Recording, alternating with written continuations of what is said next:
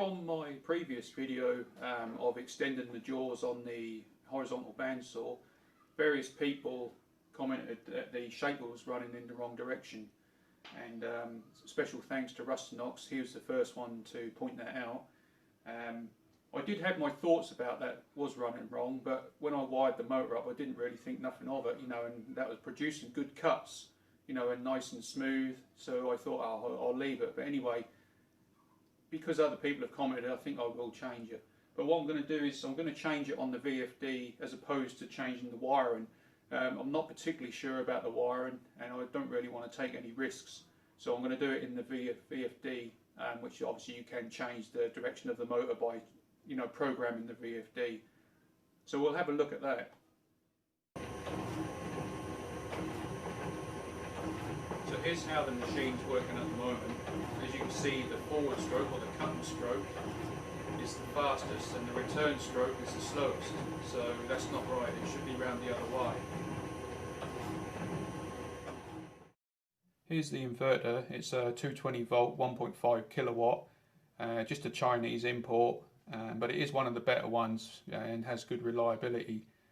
So on the inverter itself there's all different programming features which you can use, which obviously I'm not going to be using.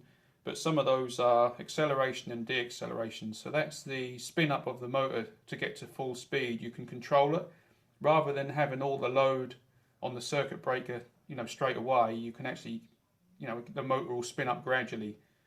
Another one is torque compensation, where you can change the torque, so like the torque curve of the motor itself. But you've got to be very careful with that, because if you start, messing around too much, I've read that you can damage the motor. So I'm going to be leaving that one alone. Obviously, the motor direction, which is what we're going to be interested in. There's an overcurrent protection as well, which we can set that. But again, I've left that because I'm not going to be getting up to them, that area for the motor I've got.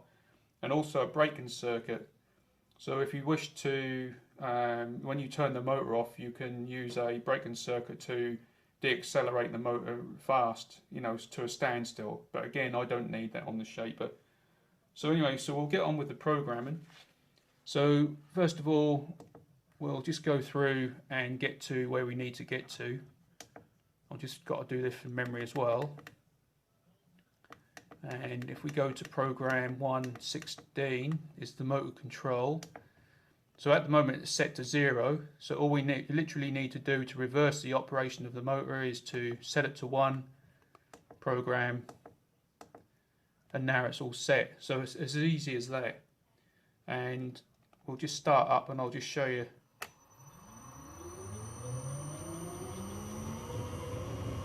So there you saw the acceleration curve, and we can obviously spin the motor up or we can slow the motor down. So that will help with, what we're cutting and that sort of thing.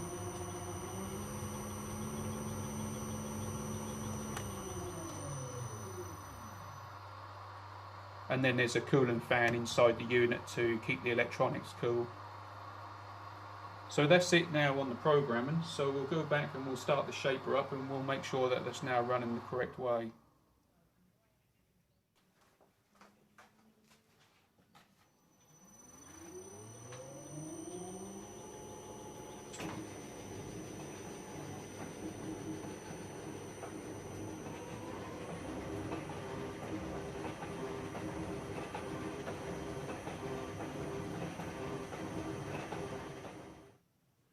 Well, that's the shaper running in the right direction now.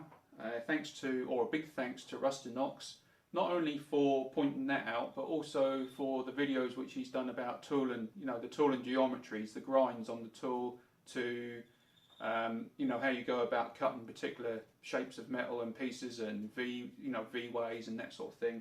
This tool in here is following some of his direction on one of his tools, and that worked really well on the bandsaw. So I'd like to say thanks Rustinox, that was a great help. But not only to Rustinox, but also to the other people who commented as well, and to the comments in general.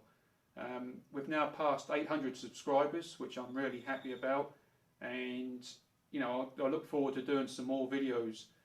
If you want to see more work on the shaper, just drop me a comment down below. Obviously I'm new to using the shaper, so I'm still learning, you know, it is a learning process. But what I've done so far has been really good.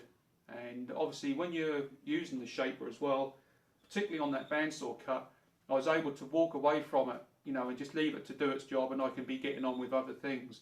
And that's one good thing about a shaper. Whereas when you're working on the miller machine, or you're, you know, on the other machinery and that, you've always got your hands on the wheels. You know, you can only do one job at a time.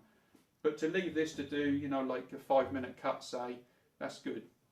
So anyway, I'd like to say thanks. Subscribe and like the channel, and subscribe and like the channel. Like the channel. No, I'm getting this all wrong. Subscribe and please click the like. That's the way to do it. See ya.